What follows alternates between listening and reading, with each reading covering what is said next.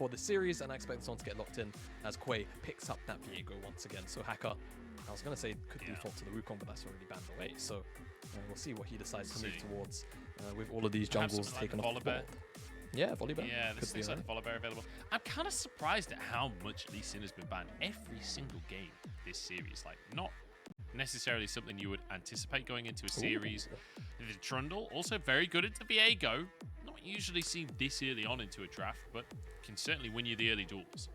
Yeah, and I think what's good about this is that if LGD wanted to respond with the Jinx, assuming this gets locked in, of course, then you have to really kind of fiddle around having to deal with the pillar, but it seems like we're just going to swap over to the JinJiao instead. So, Hacker, I feel like I've seen JinJiao a little bit more than I would really like in those recent weeks. He is still kind of, you know, he still does a lot of what he used to do back in spring and beforehand, where he was one of those premier junglers. He's just a little bit weaker, and durability patch kind of does hinder a lot of what JinJiao wants to do in those early stages, everyone being a little safer and tankier. Oh no, what LGD are going to do? Senna, Tahm, Kench? It looks like the answer is yes. And all of a sudden, LGD, they should have a pretty high priority bottom side of the map, unless they go for something like this Lulu or another enchanter on the bottom side, which can kind of try and pressure the very weakish, like level 1, 2, dare I say, for the Senna, Tahm, Kench, and that's what they're going to do. So a lot of scaling and survivability from the bottom side of the map, whereas on the opposite side, you know, Tahm, Kench, that Senna, it can play out loads of different ways.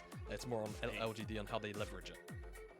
Hey, Jamada, you remember that time, like, 3 minutes ago where you said, I'm worried that game 3 will be Corki Azir scaling bottom? Okay. No, wait. Corki's banned. Corki's banned. Okay. So all we need now is an Azir. Okay, they're gonna ban out Cryin champions. That's fine. Probably like Ari next. I mean, but if they ban ban out out good in game number 1. So I can see them. Okay, no, they banned the Ari. Okay. They want the Azir. Cryin wants they Azir, want the what's Azir. happening. So now LGD have probably read this, and they're probably gonna ban Azir themselves, right? Smile. Right? Like right. That's we'll see, right? They might ban the LeBlanc. Oh yeah, LeBlanc could also Cryin, be the I feel like option. both Azir and LeBlanc are big picks for him across the course of this split and across the course of his career as well. So, I feel like though if you ban the see. LeBlanc, you kind of give over the Azir for free with no counter. So maybe you ban neither. No, they're gonna ban LeBlanc. So if Cryin wants Azir, he's gonna get it, and then all of a sudden Ultra Prime have Azir, Aphelios, Lulu. Highchow brings out the AD Varus mid, brings out the Xerath mid. Let's see some of these classic Azir counters. Okay. I don't know. It's going to be Viktor, isn't it? It's probably going to be Viktor. Oh God. Much it's told breaking me. my heart, but it's going to be Viktor. Much. I feel like... Let's see Tahm. Oh, no. It gets one. We forgot about Orianna. It really do be like that. Okay. All right. Well... okay, right. So Viktor comes out. My only hope is that Fearness doesn't just lock in Sejuani. Even though technically they do need engage, so it's probably... Oh! Okay. I mean, it's still very meta and very slow in what we know from 12-12, but I was expecting a tank pickup from the top side. But I think then they would maybe have not enough damage early on. I feel like they need another sort of champion they can lean on in the early game, and Gnar can very much be that in a lot of topside matchups. So that's great, but Zoom, what will he go towards? Because I feel like there are so many options for him left up and available. Oh my goodness. Not like this. Okay. Yeah. Because the Ornn would have felt like so 2021. I'm here to play for 40 minutes with the Ornn as well. Yeah. But they do end up going towards the Sejuani at least. So they have their own form of engage on their side. But man, Ultra Prime, I think these compositions almost speak for themselves. I don't know how you feel, Joe. But plain and simple, everybody just wants to scale. But it's more about the early agency options that are present and how they want to be used. LGD, I think, you know, a lot of CC from the bottom side, Senna, Tahm, Kench, top side of the map. You know, we've seen a lot of Gnar into Sejuani. It can go both ways. It's not really a volatile matchup. Mid lane, Viktor is here. I'm not going to snore on the LPL broadcast. It's a bit of a classic of mine to just let one loose. But we'll see how things go, because we've had pretty bloody games for game 1 and 2, and maybe they still stick to the trend. Maybe they don't, and we're just going to get a very long game. I'm going to be honest with you. I'm close to tears. It's maybe my least favorite draft of the entire split so far. Hopefully, you know, game number 1, we had Jinx versus Aphelios bot lane, and they were 2v2ing constantly for the first like 15 minutes. So true. Fingers crossed, the players will out-aggression the picks that we've seen and still just fight anyway. There is a small chance that that happens because ultimately, if you and your opponent both have scaling picks, well then you can play early game as well, right? Because they also suck in the early game, so you might have a minor advantage in the early game. There are ways to do it. There are ways to play early, so... You know, I'm holding off. Jamada, throw me a lifeline here. Like, throw me one of those. Look, you know those red rubber rings that they give to people that drown in. The boys? No, those aren't boys. Boys are the things that are like. That's not a boy. They line like a coastline. I can't remember. A life loop. Life loop. No, I don't know what they're called. Right. What are they? We're both English, by the way. We're supposed to know these things. Yeah. Anyway, I wish I could, but I feel like we're just in for a slow one, Joe. And I'm not sure where that's going to take us, you know, spiritually, as friends, as a community, you know, casters and chat. I don't know what to say. They are called boys. Ooh. Boys? Are they actually life called rings? Boys? I said life ring as well. You said life ring. Okay, wow. never mind. We're right. We're so smart, Jamada. We're What the hell? Smart. A ward comes out onto the red buff here.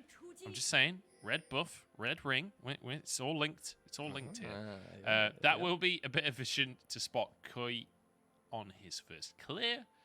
But Hacker, starting on the top side anyway. He's just going to be clearing away, I assume, on his red buff first, but we'll have to wait and see. Do you know what would bring me life? Do you know what the duo would be? It would be if Hacker just does red buff and ganks bottom level 2. Do I think it's good? Actually, unironically, in this game, it wouldn't be that bad. But I don't think he's going to do it, but it would give me the hope that we are maybe going to have a fairly bloody early game. But LGD, they do clear out that ward, so they know that they were spotted. Quay, we'll see what he wants to do if he tries to adjust his pathing to maybe kind of make it a bit of a harder sell on where he's going to go in the early stages or not. Whether or not he just ends up full clearing, because he's going towards the Krugs, which signals to me, at the very least, he's going to go to Raptors, potentially go up to that full clear, but of course, the option to try and make it to the bottom side off that clear is very much a possibility. You know, it's kind of interesting that across the course of this series, it's felt like really LGD have been the ones pushing the aggression. Like, a lot of it has been down to Fearness in game number 1, obviously game number 2. Everything was down to this LGD bottom lane. Heavy trades in the 2v2. I don't think it'll lead to too much just yet. Now, there's a statistic that I want to bring up. All right. And I want to give a huge caveat here that nobody really quite knows what this statistic is measuring. But there's a statistic on the LPL stats websites that we get that it's all API through the thing. This is the stats website we use regularly. They have this statistical category called bloodiness. Now, the assumption is that this is some kind of kill participation and kills and deaths. Jamada, you called it. I'm going to interrupt myself because Hack is down at the bottom lane. It's not quite a level 2 gank, but the wave is stacked up. It's going to crash, and they're going to go for it. I mean, Assum, JinJiao, they're both chunked out. Off. Oh my god. That's a heal very early on here. ShiauC's low on HP, and he goes down. It's 1-for-1. Hacker just about gets away with his life. But crucially, Assum has died. But hang on. JinJiao's the one that has to farm in this lane. So they don't even kill the right one. Assum also has heal instead of normally we see other stuff. But that's what he's gone for.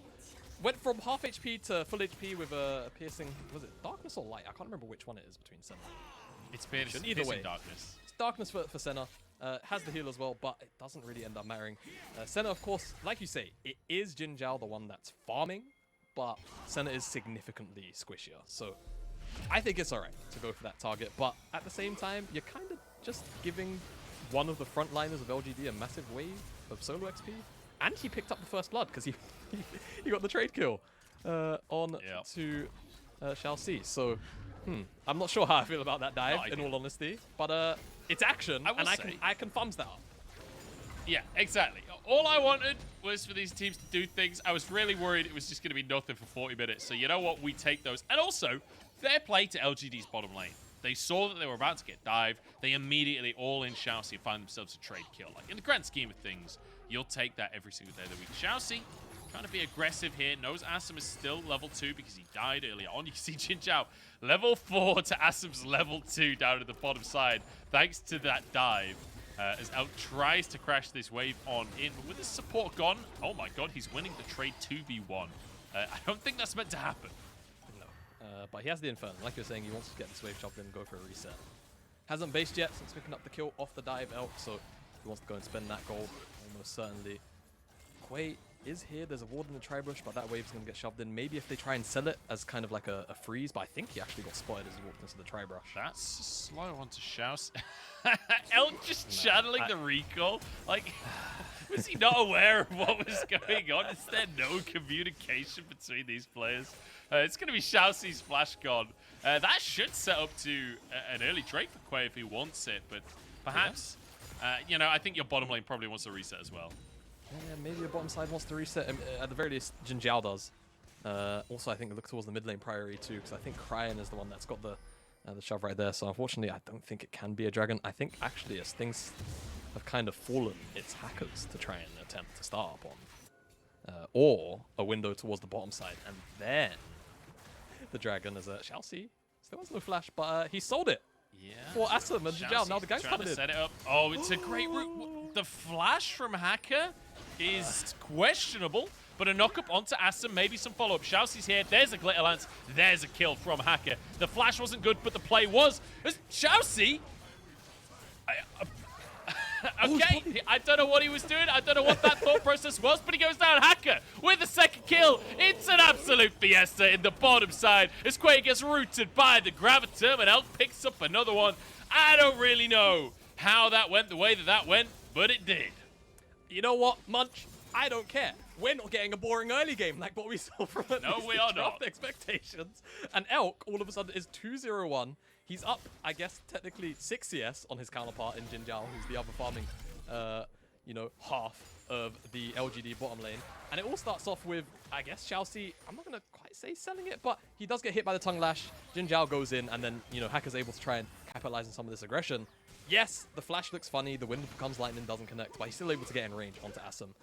And with help of ShiauC, he's able to help take him down. But ShiauC just kind of keeps on going forward, looking for this Tahm Kench kill, which they're never really going to get. And Hacker, even through the polymorph, really great movement to avoid the Abyssal Voyage. And now we're back into more action. Let's go! Another fight at the bottom side. Here comes Cryin on the Azir as Assum falls. JinJiao next on the chopping block, trying to turn it around onto Elk, but it ain't happening. Quay, though, wants to make the redemption play. Can he find ShiauC again? Can he find an opportunity? Turned into a squid, and that'll be enough to keep him away. He's going to have nightmares about that for weeks. Whew. Okay, more engages on the bottom side. This time it's Cryin with the first move towards the bottom side. Yes, we like to see him off, you know, not quite on things like the Azir, things that can really, you know, get to sidelines very consistently. But in this matchup, very early on, Viktor can't really contest the priority now. Towards the top side, Hacker on to this Gnar. Yeah, good ult from Fearness, but I don't think it's going to be enough. The flash, though, actually will make it if Hacker hadn't used that flash in the previous play. That's a kill right there, but not going to happen. I think, though, realistically, the setup has to come from Zoom trying to get in range to actually press E for the permafrost, and that's the big difference maker, though. Because maybe, yes, he could have flashed and got in range, but I think the flash plus the hop was so much range that Fearness, in my head, should almost always be able to walk that away. But with that play going on in the top side of the map, LGD at least secure a consolation prize in a Cloud Dragon. The one dragon that I'm a big hater of Cloud Dragon. I'm just going to say, I don't like it. I'm very much against regardless, it. Look, here's the thing, Jamada. Whether you like Cloud Dragon or not, LGD love every first dragon regardless. They have no prejudices when it comes to first dragon, because they get every single time. It'll try and do the same with the Rift Herald. Let's take another look at the pure shenanigans that occurred on the bottom side. I mean, it's just, again, Cryin, first move, great shuffle. At the very least, I think it was just on to JinJiao. Assum doesn't get hit by it, and JinJiao able to just about barely walk that one away. As in the mid lane, Quay looking for Cryin, but I think he just shuffles out, maybe doesn't Q. Yeah, that's just a soldier there. He'll be fine. He'll be fine. Yeah. Didn't even need the flash. Emperor's Divide keeping him safe. Yeah, I think Cryin, maybe I just barely missed it. Just judging by how he was playing, had just used the Conquering Sands or the Shifting Sands, so didn't actually have the Q to dash to a soldier. Also, maybe the soldier was on cooldown, which is why he waited so long and played it out like that. As it's a bit of a whiff, a little bit unlucky. Well played by Zoom, though. Like, baiting that out, moving towards and backing away just as the play would come through. Nicely done there. I feel like Zoom is getting the best of this matchup, even though, you know, CS-wise, it's very even. Zoom was able to get Fearness low, try and settle for that gank. It was much better than it did last game, right? We had this matchup last game. It was very Gnar favored. This time around, they're even in CS. Yeah. Definitely the case of Fearness this time. You can definitely applaud him for that. You know, when we've seen this matchup, you know, here in the LPL or any region really, even down into the ERLs, I've seen a couple of times, and it just feels like the Gnar can kind of get out of control sometimes, right? If they know how to play out the mini Gnar form correctly. As ShiauC just lost all of his health.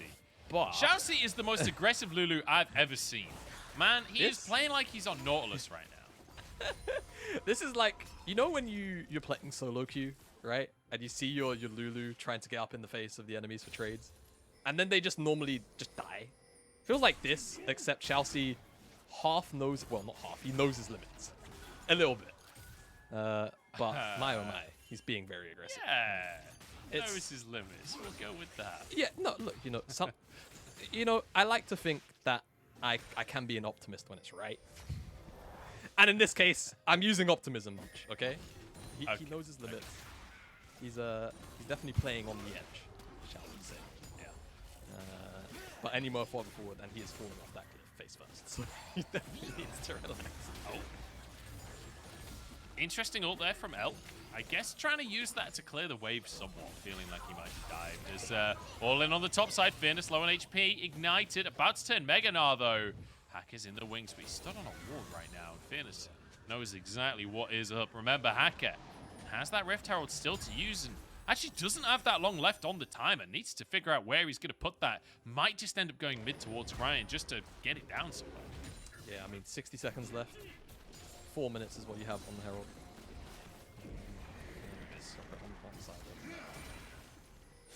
Bottom side, mid lane, and it's just going to shove it and give Cryin some plates. I think he got the wall back off, right? Yeah, so 160 in Cryan's back pocket, not bad. And again, we had this brief conversation last game where when you have, you know, heavy wave clear control, mid laners using the Rift Herald to break that tier 1 can be very incredibly important because, you know, in games where that mid lane tower is super high HP, it just kind of turns into a bit of a bastion of safe. And it really does kind of inhibit a lot of the plays that you can make. Catching waves up high in the mid lane and rotating to the side lanes always means that, you know, the opposite team has a lot less time to respond to that because they have to catch the wave, you know, typically at the second tier tower in the mid lane instead. Can really be leveraged for a lot of pressure and priority. So we'll see whether or not Ultra Prime can pick up that second one and then probably drop it again in the mid lane. That was a little close for ShiauC. He uses the Whimsy to keep himself safe in the end. One minion left here. Cryin really wants the plate. He's going to commit for it. Chaos Storm even used by JinJiao. There was an attempt there to shut the play down, but ultimately Cryin can't quite get the plate. Does respect the damage coming out from JinJiao. Yeah, does respect it. JinJiao still on the Viktor. A lot of damage can come out in those kind of situations. Fearness does have flash, by the way. Cryin uses the Emperor's Divide. Cryin has that flash. Doesn't even need it. Yeah, almost exchanged, and I feel like for Cryin, he's maybe not going to mind so much. Fearness, the issue is it's level 1 Gnar. He did rotate down towards the bottom side, maybe in an attempt for LGD to try and contest this dragon, but I think the problem is Zoom, sure he doesn't have teleport, he's just going to get a bunch of plates, maybe even the whole tower if he's left alone long enough. LGD will get this dragon at potentially the cost of, I guess, only Sejuani picking up the plates. So sure, they're going to get potential snowball for this dragon. But the problem is, you look towards the gold lead right now, Ultra Prime, they are still technically the ones in the lead. Not technically, they are in the lead. Here's Cryin and Elk with fairly big advantage. Yeah, there's nothing technical about this one. There's nothing technical about it, yeah. At 13 minutes. Like, Hacker is absolutely massive. Elk is absolutely massive. And off the back of these plates, and the 2 waves that Fearness missed there as well. Like, Zoom is going to be huge, and by comparison, huge versus this Gnar. So, tough one for LGD, and they need to find a way back into the game. That second Drake will certainly help. And that is very much going to have to be their win condition now, trying to stack up the Drakes. It's an Ocean Soul, this game. Hacker tries to move topside, will clear a bit of vision. Herald spawning here. Neither bottom lane moving up so far. No, but it is Assum and JinJiao that have first move, technically. And out of a lot of these waves. But Ultra Prime started up. Hacker's going to get the crab just about. Yeah, that was close. And maybe LGD do just... Fearness.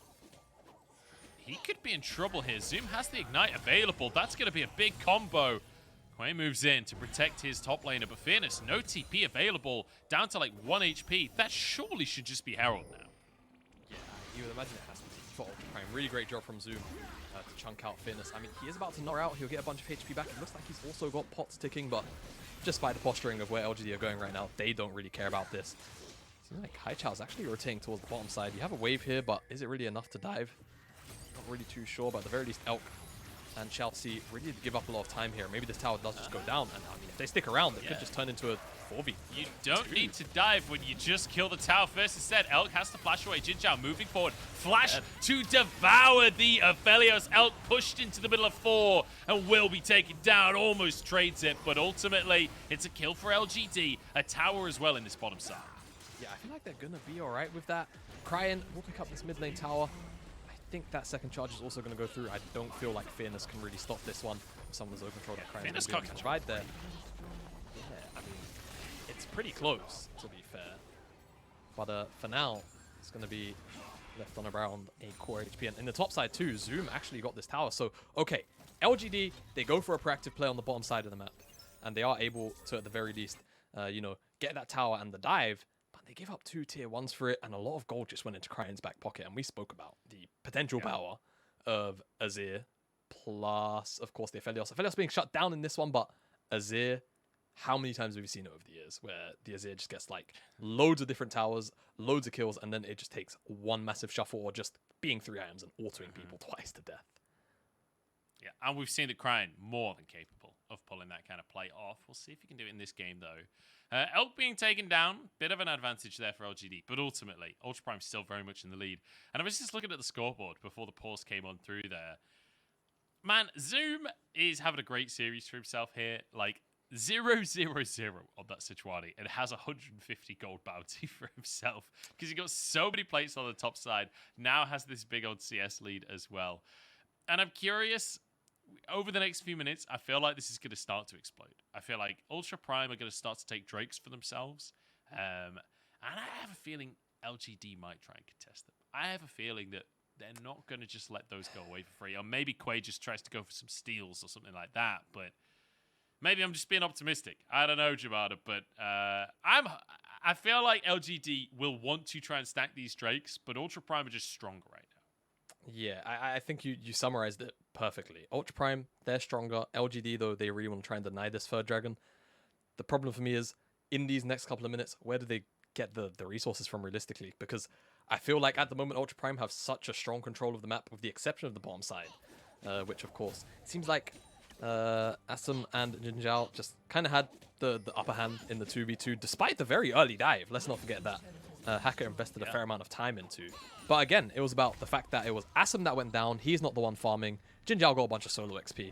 And I feel like from there, things just kind of snowballed as get a replay of how this dive ended up happening. And I mean, it's just good setup. Nice from Elk to try and gale force the Abyssal Voyage, and everything comes through, you know, flash. But again, all attack, devour, you can't cleanse the devour. It's coded as a suppression. So unfortunately, Elk, in the middle of the team, ends up dropping.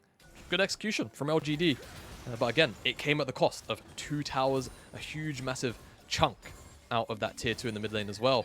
And looking towards Ultra Prime still on how they can actually look to effectively deny some of the dragon stacking now.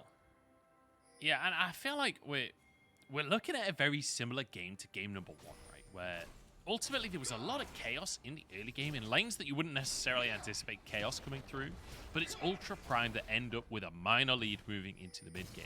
And what we saw in game number 1 was then Ultra Prime start playing around neutral objectives, find themselves some team fights, wait for that great engage, and then just turn it into a massive play. Well, they've got that engage available from Zoom.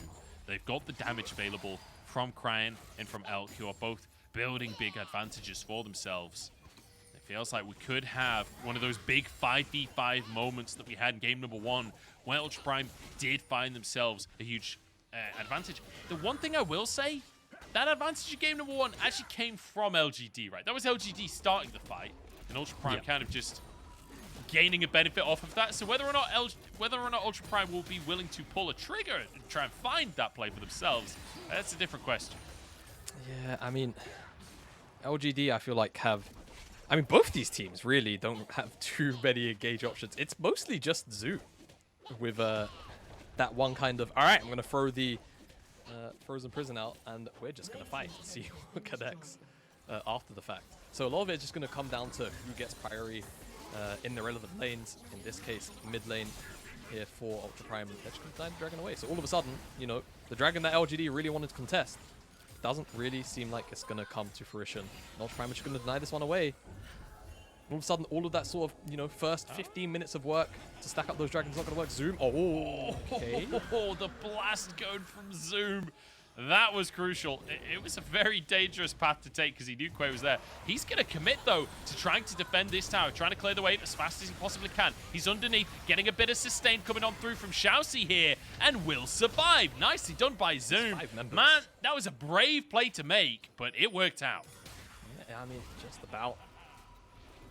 Ultra Prime, kind of. I feel like Zoom should have done that, but especially considering LGD commit 5 members. But hey, Elk here in the mid lane is going to shove up this wave, and it's going to force a teleport out because otherwise this tier 2 would have died. It should be all right with just Fearness there, but just didn't really have to commit much. And now the heroes are 5. Ultra Prime want to stick around for this one. Fearness half HP. He's about to turn Mega Gnar. It will be.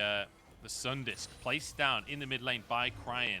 It's buying a lot of space right now with Baron coming up in 10 seconds. And I saw a couple of pings on towards that Baron from Ultra Prime. I don't know if they're in a position to just go for Baron at 20 minutes, but they have control, that's for sure. Oh, Calibrum onto Assum.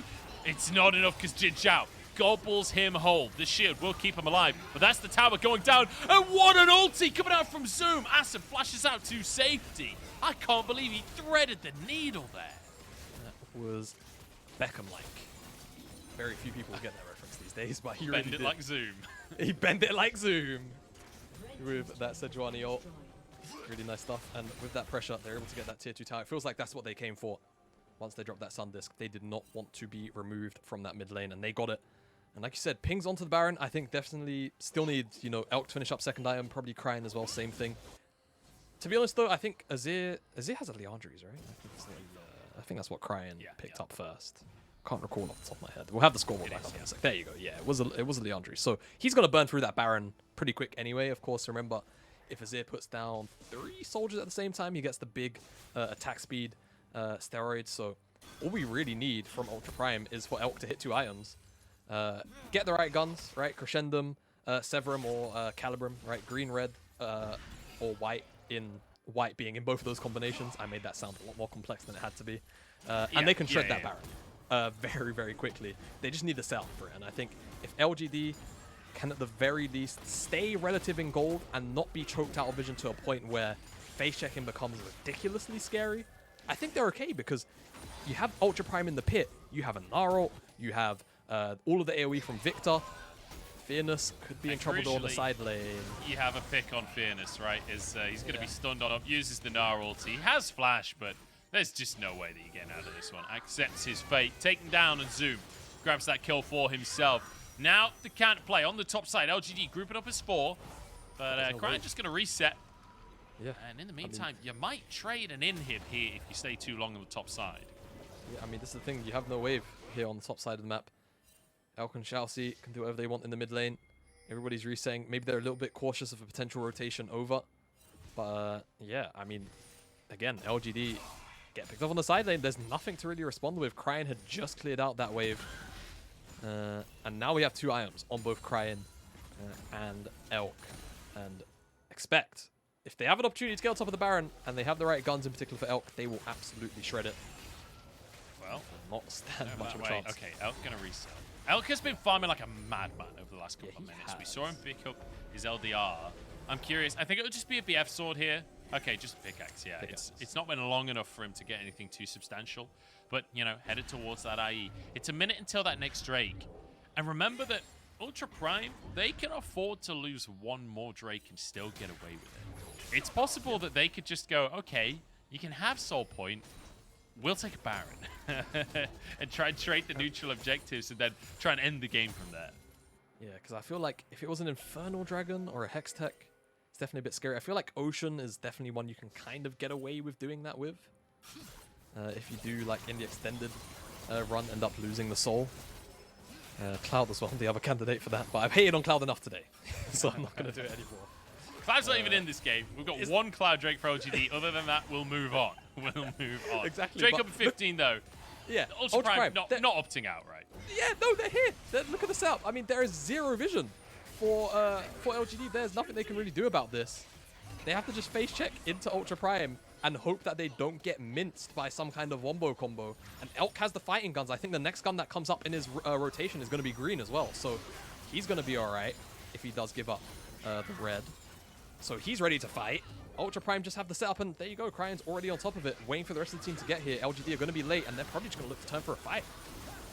Yep, there's the green, as you said, and he's got the chakrams from his red Q. So pretty valuable little swap there. Elk ready for the fight if it happened, but LGD not able to contest. 2 Drakes apiece now. Bit of damage onto JinJiao as well, as it's just trading back and forth here. 9 kills on the board at the 25-minute mark. Drastically different to our first 2 games in this series. But you can see how much this win means. Remember, Ultra Prime and LGD both technically still in the running for playoffs, right? You need to lose 8 games before you're officially out of the running.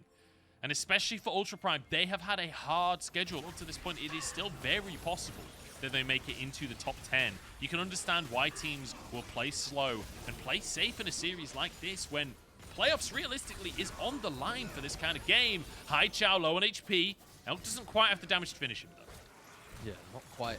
And you know, you're totally right, Munch, because again, you think about the sort of upcoming schedule in terms of the strong teams, like the sort of like top 4, top 5, top 6 teams. They have top and they have V5 in their remaining games, and that's kind of it. They do have to play LNG, who have, well, I don't know how to feel about LNG. Yeah. I don't know how. That's a whole can of words. That's a whole different kind of words. That's obviously their next match in a couple of days' time. But aside from that, it's IG. FPX is going to be an absolutely crucial match for them. TT as well, still on the cards. And you know, can they round out the split move? Off the top of your head. Oh, isn't it like TT or someone? TT's the second last. It's WE. It's Team WE that they split off. And I'm not going to say that that is, you know, a freebie, but given how Team WE it's free.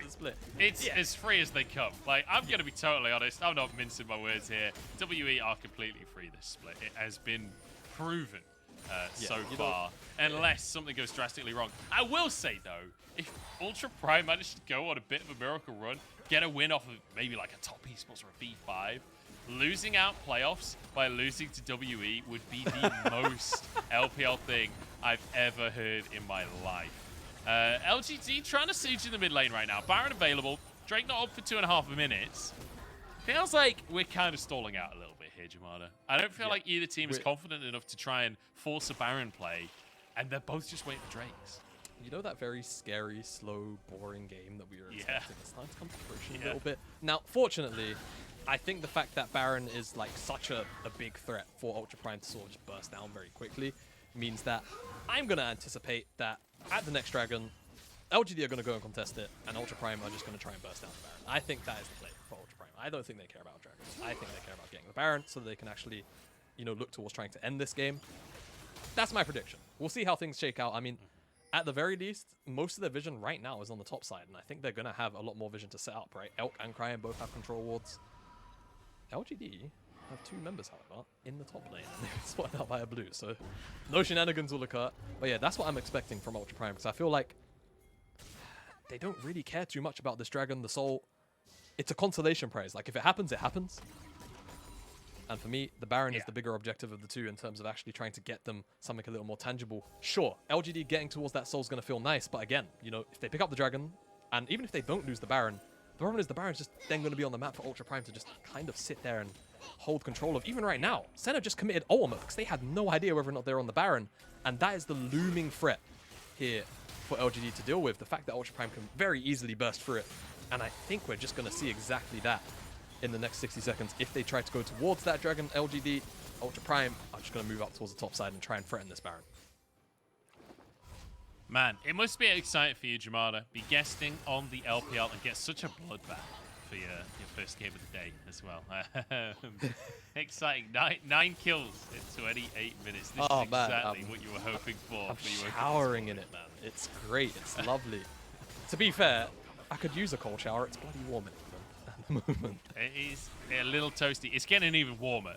Tomorrow and the day after, it's going to be like 38, 39 degrees. Down in London, I think it's like 40. It's supposed to touch 40. It's a scary time for us English people. We are not born for the heat, I have to say. As much as the tourists would have you believe, we struggle under the heat, I will say. I'm built for it. LGD, though, control of the river here. They're nice and cool. They're in the water, and they've got an ocean drake spawning. Yes, they do. And they're actually here in front of the objective first, which is a pretty big deal. But I think the problem is Ultra Prime is still so strong. They're just going to walk at them and try and fight. But what they need to do right now is wait out this Gnar timer. I think LGD are going to have to recognize this soon and try and go in off the back of it. But if they lose this Mega Gnar, their team fighting threat just absolutely drops, plummets. And it's going to time out. It's gone. Now up. Have the opportunity to walk forward and try and take this down. Watch Zoom just muscle on in. There we go. Drake taken by Ultra Prime. They just disengage. They are not interested in the fight at all. Cryin still has the Emperor's Divide available. And look at this. They have the fast track to Baron if they want to go for that. Zoom looking at a re-engage here. It's just poke damage on either side. So LGD have to just back away. Decide that this is not a play that they can go for. Yeah, I think Baron? Quay got chunked because he walked into a turret from Elk, and now all of a sudden with that big of a HP disadvantage, Baron is on the cards, and I'm pretty sure Elk picked up the Infinity Edge before that Dragonfly. He's 3 items. They're going to have vision, but look how fast it's getting burned. It's gone. Oh my god, 5k. It's already gone. JinJiao is here. Fearness arriving. He's turning Mega Gnar. Can they find the play? Baron goes down. Ultra Prime needs to disengage, but Fearness slams them into the wall. Hacker causing chaos though, and Elk is still firing strong. Cryin with 1 kill. It's a 1-for-1 as Assum gets caught by the wind becomes lightning. In goes Zoom, in goes Cryin. They're trying to finish these health bars off, but Cryin has to flash away instead. Hacker trying to protect his mid laner. Elk over the wall. Slightly wide on the Calibrum. Ultra Prime get the Baron. They still need to escape though. And I don't think Assum wants to let them. Elk, the next target, needs to turn around. Fearness is TP'd in the top side of the play. Elk, the sacrificial lamb to let Hacker escape, but JinJiao doesn't want to let anyone go. Hacker Spider-Manning his way through the jungle, and he will live on. He's just about going to be able to walk out of that one alive. Cryin, Hacker, they're the ones with the Baron. I think Zoom walked out. Maybe he respawned. Oh, Fearness. What's going on? Hacker's going in. He's not trying to escape, but I think he should have. Cryin now trying to turn this one around. There's one. Empress Divide. There's 2. Cryin turning things around. Hacker. It was just the setup play. As JinJiao feels the breeze. Feels the breeze from Zoom's ultimate there. Bit of a whiff as Cryin now trying to chase it down. You know what? It was set up as a beautiful play from Cryin, and it all sort of fell apart at the end. Oh my god, Ultra Prime, it almost turns into a disaster. I think the fact that they're able to get Cryin out with that Baron, another member as well, just about a success. But I want to highlight JinJiao because I think he actually knocks up, he knocks up both ShiauC and Cryin.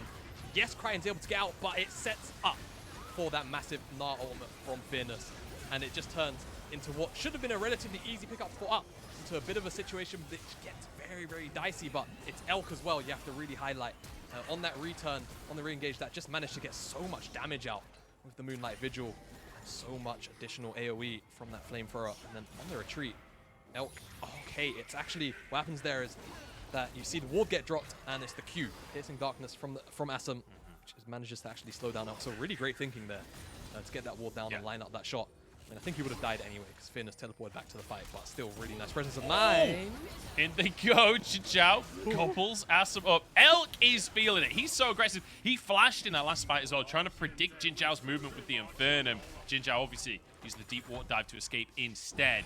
But look at this. Ultra Prime not interested in playing multiple lanes here. They want to play front to back. They want to just slowly but surely siege down this mid lane tower. Chaos Storm used just to try and clear these cannon minions, but it ain't gonna work here. It's gonna be Fearness knocking Hacker back, knocking him to safety. Not the best Gnar ult as Hacker goes back in. But Elk and Zoom are just hammering away on the mid lane inhibitor.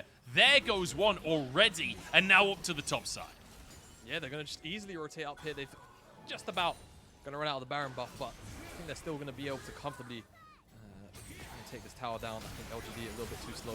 Should just about be enough as that huge. And Ultra Prime, they get the inhibitor in the mid lane, they pick up that tier 2 in the top side of the map, so a little bit of an injection of gold. And look what's spawning in 60 seconds time. It's their 4th Ocean Dragon, which would be the Ocean Soul. And I'll tell you right now, that Ocean Soul feels a whole bunch more oppressive when there is 4 dragons stacked on it instead of just 2 or 3. And LGD, they're struggling for damage onto the key targets as is, without Fearness finding these massive Gnar ults. So imagine when they're just getting free regen every 5 seconds. I don't think they're going to be able to come back from that. Plain and simple. I think they're already so far down that things look tough. With that Ocean Soul, it's just going to look doomed. Yeah, and when you're up against things like the Aphelios and the Azir that just want to sit back in a fight anyway and just blast you, like, Cryin is 4-0 right now. He's got 3.5 items already. If he gets an Ocean Soul, he's going to be invincible in a fight. Uh-oh. We've got a couple of deep wards right there. Zoom has teleport. Cryin has teleport. They obviously don't have a minion wave to go for a backdoor right now. But there will be supers pushing. In the meantime, Elk moving forward has the green and white once again. Like, his weapon management has been immaculate in this series. Zoom knocks Fearness away as he turns Mega Gnar. Zoom blast codes him out. That's a big deal. I mean, again, we're in the same situation as the last dragon where Fearness, they just have to wait. As soon as that Mega Gnar times out, they're just going to look for the fight afterwards, look to try and take out the dragon. I don't know what LGD can realistically do about this other than hope for a miracle team fight, but without the Mega Gnar, it just looks so impossible. Yeah, maybe hope for a miracle 50-50, but Ultra Prime should be able to just muscle their way forwards here. Hacker onto the Drake. Look at the damage out from Cryin. Zoom goes in, happy to tank up Wild Growth used, but Drake is taken. That was the only objective. And now with the extra sustain, Zoom can rejoin the fight once more. LGD health bars blinking across the board. Not a singular kill, but it does not matter for Ultra Prime. They get themselves an Ocean Soul, and now they start to body their way forwards. Yeah, with that Ocean Soul, they're just going to regen all the health they lost from the poke, from Chao, from a bunch of others. I mean, forget the regeneration. They're looking maybe to even dive forward.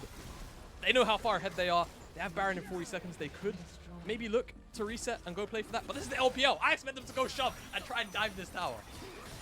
Unless the wave gets but unfortunately, they're against the Viktor. So without Baron, the minions too just get cleared away. So looks like resets for Ultra Prime. And as you say, Baron up in 25 seconds. No vision on that side of the map from LGD. The one bit of vision there is you can see the control ward just in the river. Maybe some kind of miracle TP from Fearness just as he's turning Mega. That's the only way I can think of a winning fight here for LGD over the Baron. Like we kind of said for that dragon fight, it's all about the miracles at this point. Ocean Soul, it's just going to make everybody so much tankier just by, you know, virtue of regenning if you don't get bursted down immediately. And Fearness is in Mega right now and about to Look at them melt this. Ultra Prime. Oh, they're just chunking it. It's just going to be gone. Fearness is trying to move in. Quay, wrong side of the wall, will just be denied. Zoom happy to tank up at the front line, backs away now as Hacker becomes the main tank for Ultra Prime. Cryine's on the back line though, and just railing Quay in the meantime. Now the sustain can start to come up through. Chao found as Cryin goes in. Empress Divide is gorgeous. Quay tries to answer, but he just doesn't have the damage. And in the meantime, Elk and ShiauC fighting the rest of the players from LGD. A Gale force forward as Elk once more wants Assum. Cryin underneath the tower here. They're desperate to kill this Senna, to kill this Gnar, and to end this game. Elk gets a whimsy and charges Assum down. Fearness onto the fountain, but the crits are there. The damage out from Elk, they can't quite finish it. Cryin takes a bit of a laser to the face, but it does not matter. What matters is Fearness killing everybody, apparently. Elk on the fountain as well. Fearness gets 2 for himself, but Ultra Prime, crucially, get their 3rd win on the board. I mean, hey, Fearness padded the stats at the end there for the KDA. Looking a little nice, but Ultra Prime, man, what a way to end out that series. And I think especially Cryin signs off on the slaughter that ended up being that game. Just really, really great. I think for me, it's just about the discipline that they had in those final couple of team fights. I think just really recognizing the windows that LGD actually had and just making sure that they shot before they actually played their own game multiple times. The Mega Gnar timings were just off, and I think for Ultra Prime, that was all they really had to play around. It was just about those big, massive wombo combos, which they never really let happen to themselves outside of the Baron takedown originally. Great stuff, really. I think the draft kind of set itself up for success, right? Once they didn't fall too far behind, the Azir came online for Cryin. Elk eventually came online, despite LGD's focus down there. And the one engage tool that was there via Zoom was used spectacularly time and time again, and it just felt like all the cogs were turning in unison for Ultra Prime. Their LGD, not really too much to do for themselves. They had a very similar comp, but it was Ultra Prime that was just playing theirs better. Yeah, Ultra Prime at the end of the day, I feel like to some extent hand-stiffing in these team fights. Like, Cryin was basically untouched all game long. Like, he had a magnificent game here on the Azir. Zoom with some really great engages, knowing his limits as well. Like, we saw Fearness really far ahead on the Sejuani. Game number 1 of the series. Went too far, went too deep, got punished for that multiple times. Here, we saw Zoom playing very well around his limits. Not going too far, not going too deep, not being punished during these fights. And able to be the big frontline that his team needed. Elk as well, so aggressive. On this Aphelios so many times, flashing forward, gale forcing forward. Elk does not care which champion he's on. He is aggressive. I just feel like that is the story for so many LPL AD carries, man. They are just all Giga Champ. Whether it was Assum in game 2 on the Kalista, whether it was Elk in this game, and in game 1, or even like Abel in the last series. They just, all they know is W key. If it was like a first person, they just go forward. That's all they do. I love it. But really putting on a show here for us, and Cryin as well, like you said. 2 big damage dealers. We expected this from the draft, right? Aphelios is here with a Lulu.